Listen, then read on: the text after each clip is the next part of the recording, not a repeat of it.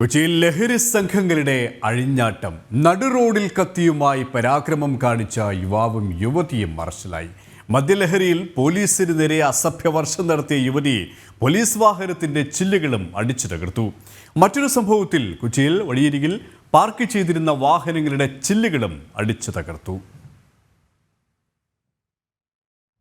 Police വന്നിട്ടേ ഉള്ളൂ. 5 gram collect ചെയ്യാൻ അതറിയോ? നിന്റെ ഫോണിൽ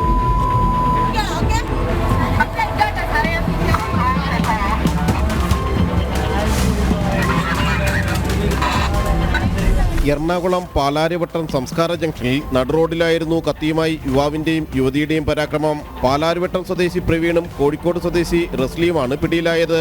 രാത്രി 12:30യോടെയായിരുന്നു സംഭവം. വഴിയാത്രക്കാരെ ആക്രമിക്കുകയും കത്തി കാണിച്ച് ഭീഷണിപ്പെടുത്തുകയും ചെയ്തതറിഞ്ഞാണ് പോലീസ് സ്ഥലത്തെത്തിയത്. വനിതാ പോലീസ് ഉണ്ടെങ്കിൽ മാത്രമേ തന്നെ കസ്റ്റഡിയിൽ എടുക്കാനാകുകയുള്ളൂ എന്ന് പറഞ്ഞ് ബഹളമുണ്ടാക്കിയ യുവതി കയ്യിലുണ്ടായിരുന്ന ഫോണുകൊണ്ട് പോലീസ് ജീപ്പിന്റെ ചില്ലുകളും അടിച്ചു തകർത്തു. പോലീസ് വാഹനം ആക്രമിച്ച് പോലീസിന്റെ കൃത്യനിർവഹണം തടസ്സപ്പെടുത്തിയതടക്കം ഭാരതീയ ന്യായ സംഹിതയിലെ വിവിധ വകുപ്പുകൾ പ്രകാരമാണ് കേസ്.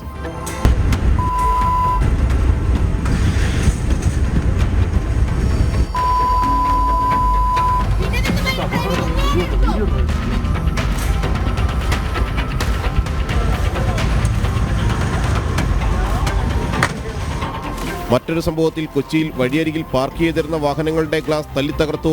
3 കാറുകളുടെയും ഒരു ഓട്ടോയുടെയും ഗ്ലാസാണ് തകർത്തത്. മട്ടാഞ്ചേരി കരുവേലിപ്പടി RK പിള്ള റോഡിലായിരുന്നു സംഭവം. പോലീസ് അന്വേഷണം ആരംഭിച്ചിട്ടുണ്ട്. ഇതിന്റെ ദൃശ്യങ്ങളും പുറത്തുവന്നിരുന്നു. കൊച്ചി നഗരത്തിലും സമീപ പ്രദേശങ്ങളിലും ലഹരി സംഘങ്ങളുടെ ഏറ്റുമുട്ടലും ഭീകരാന്തരീക്ഷങ്ങൾ സൃഷ്ടിക്കുന്നതും പതിവാകുകയാണ്. ജനം, കൊച്ചി.